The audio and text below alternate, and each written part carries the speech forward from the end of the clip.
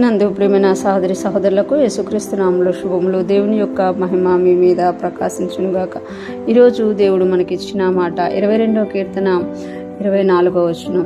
ఆయన బాధపడు వాని బాధను తృణీకరింపలేదు, దాన్ని చూచి ఆయన అసహ్యపడలేదు, అతనికి తన ముఖమును దాచలేదు, వాడు ఆయనకు మొరపెట్టగా ఆయన ఆలకించెను. ఈ మాటలు మనము కీర్తనకారుడు తెలియజేస్తుండగా చూస్తున్నాము. ఈ కీర్తన ప్రారంభంలో దేవా నా మొరెందుకు ఆలకించు, నాకెందుకు దూరంగా ఉన్నావు అని తెలియజేస్తూ ఈ 22వ కీర్తనలో యేసు ప్రభువు వారి శ్రమలను కూడా వర్ణించినట్టుగా మనం చూడగలం. ఇక్కడికి వచ్చేసరికి కీర్తనకారుడు అంటున్నారు కదా, ఆయన బాధపడు అని బాధను తృణీకరించలేదట.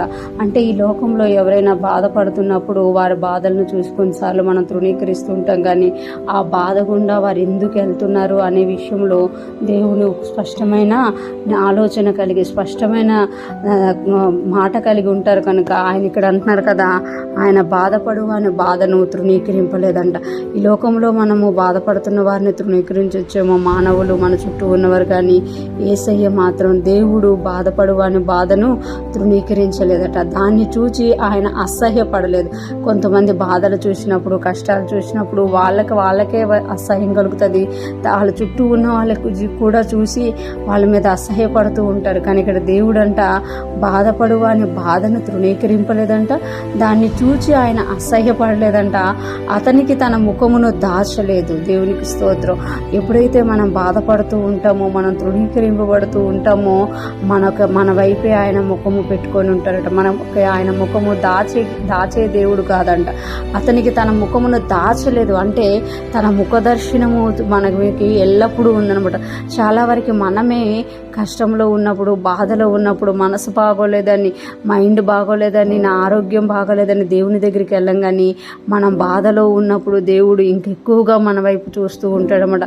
మనం ఆయన దగ్గరికి వెళ్ళాలని ఆయన ముఖమును చూసి ఆ ముఖంలో మన తాలూకా బాధలో యొక్క సమస్యల నుండి సమాధానం పొందుకోవాలని ఆయన చూస్తుంటాడు. అందుకే ఇక్కడ అంటున్నారు కదా, అతనికి తన ముఖమును దాచలేదు, వాడు ఆయనకు మొర్ర పెట్టగా ఆయన ఆలకించను. వాడు ఆయనకు మొర్ర పెట్టగా ఆయన ఆలకించను. అంటే మన బాధలో, మన కష్టంలో మనం ఏదైతే మొర్ర పెడుతున్నామో ఆయన ఆలకించే దేవుడుగా ఉన్నారు అని ఇక్కడ తెలియజేస్తున్నారు అనమాట. ఈ కీర్తనకారుడు ఎంత మంచిగా చెప్తున్నారు చూడండి. దేవుని గురించి అనుభవించి ఆయన బాధపడు వాని బాధను తృణీకరింపలేదు. అంటే బాధపడుతున్న వాళ్ళని తృణీకరించే దేవుడు మన దేవుడు కాదు. దాన్ని చూచి ఆయన అసహ్యపడలేదు, అంటే అసహ్యపడే దేవుడు కాదనమాట. అతనికి తన ముఖమును మరుగు దాచలేదు, అంటే ముఖమును దాచే దేవుడు కాదనమాట. మొర్ర పెట్టినప్పుడు ఆలకించే దేవుడుగా ఉన్నారు. ఇంత మంచి దేవుణ్ణి మనం కలిగి ఉన్నందుకు దేవునికి స్తోత్రాలు తెలియజేసేవారిగా ఉండాలి. ఎందుకనంటే మన బాధలో మనతోటే ఉండి మన యొక్క సమస్యల నుండి విడిపించి మన ప్రార్థనలకు జవాబులు ఇచ్చే దేవుణ్ణి మనము కలిగి ఉన్నాము. ఎటువంటి గొప్ప దేవుని బట్టి దేవునికి స్తుతులు చెల్లిస్తూ మన బాధలోను వేదనలోను దేవుని వైపే చూస్తూ మొర్రపెడుతూ ముందుకు సాగిపోదుముగాక. గొప్ప సమాధానాన్ని పొందుకొని దేవుణ్ణి స్తుతించుదుముగాక. ఆమేన్.